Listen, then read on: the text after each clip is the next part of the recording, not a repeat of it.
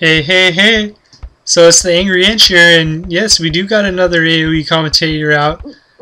Thanks to my man Zero Empires and the Turkman, kind of got me back into Age of Empires, and thought I might start some recordings of my own. We'll see how it goes. We got a mega random map up here. I really love the mega random maps. They're so unique, and so many different games can come out of them. So much variety. See, that's another thing. My excuse me on my pronunciation. Sometimes it's the first time recording videos, so bear with me. Probably not going to be the best, but I'll try to keep it as interesting as possible. No Huns Wars, I promise. No Huns Wars. No. I've seen plenty of those. I've seen plenty of Doubt versus Chris. I know those guys are great, but I want to see lower level players and see some of maybe the mistakes they make and how you can improve your game. And so let's check out civs that we got here. We got the Chinese, Spanish, and Mongols versus the Brits, Toots, and Franks. So it looks like it should be pretty fairly balanced.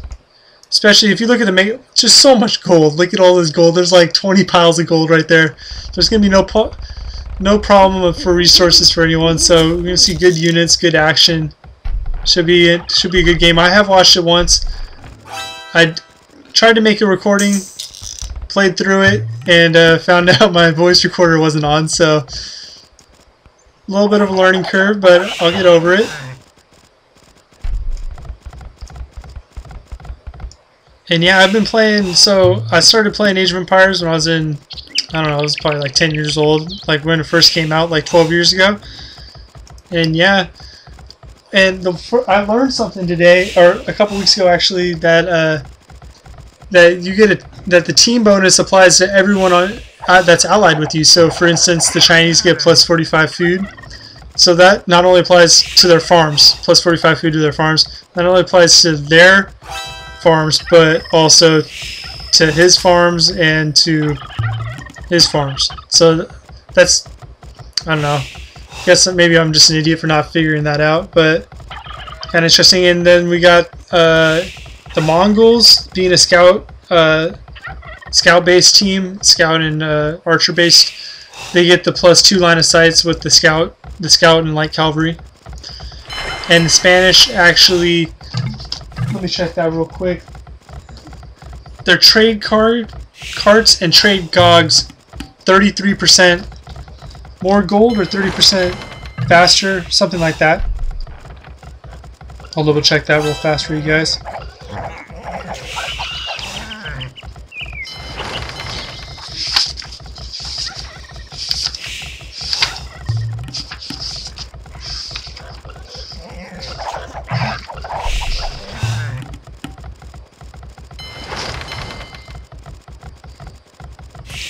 Trade carts and trade gogs return 33% more gold. So that late game, that's going to be very helpful for them. And there's a lot of food out in the middle, if you haven't already noticed. And so taking the middle will be a big bonus. Not a surprise, most players have fishing boats out there already.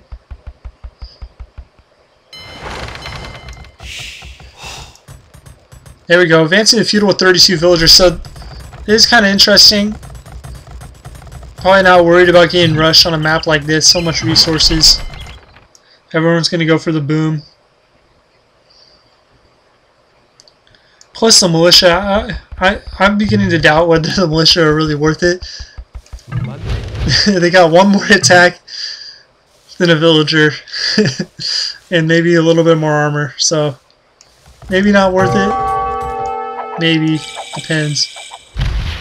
And yeah, all this which looks like land is actually kind of like shallow. So there's fish, but you can't build on it. But you can, obviously, units can walk across it.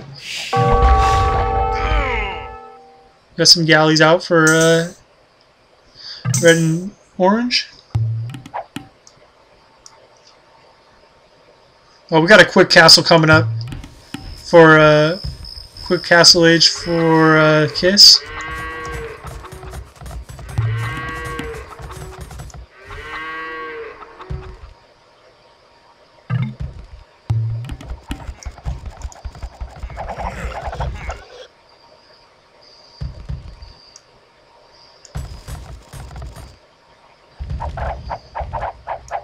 I'll do my best to try to watch all the action. I know when I'm watching the commentaries, I'm like, oh, I just want to go over there and watch that, but you know, that's something you got to give up when you hear my awesome commentating. Something you're gonna have to sacrifice. Plus all this money I'm gonna be making, like I get like $1 per 1,000 views, so I'm gonna be making like 10 cents a video now, so that's gonna be pretty good. Depends on how many viewers I get. Let me see. Oh, we got the castle coming up. All these resources only could lead to probably conquistadors. I have watched this, so I want to be such the good guy. Oh, yep, now that I know the conquistadors are coming out. Such a powerful unit in the Castle Age. As you can see right here, you got the 16 attack and the 6 range, on top of being probably one of the most mobile units in the game. Just so overpowered almost. Since it costs so much resources, it probably isn't overpowered, but I don't know. We got the fire ships. Oh. And the galleys want no business to do with the fire ships. All there to attack.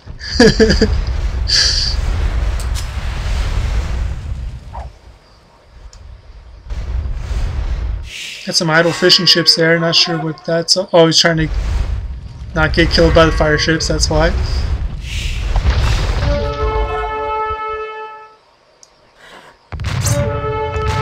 Little hit and run action.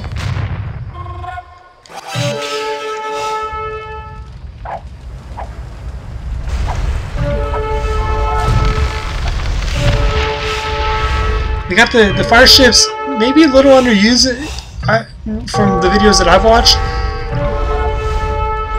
but they got that 6 pierce armor, which makes them so good versus the galleys, and I think they got a galley attack bonus if I'm not mistaken.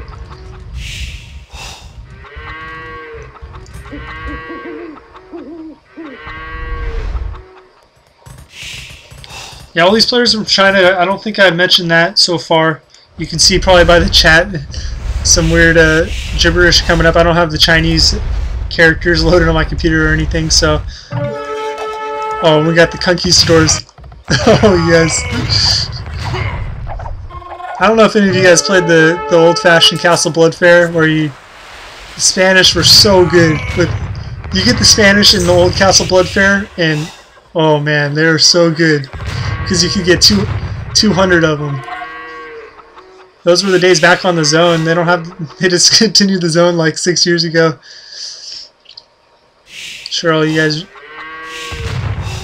diehard Age of Empires fans remember that.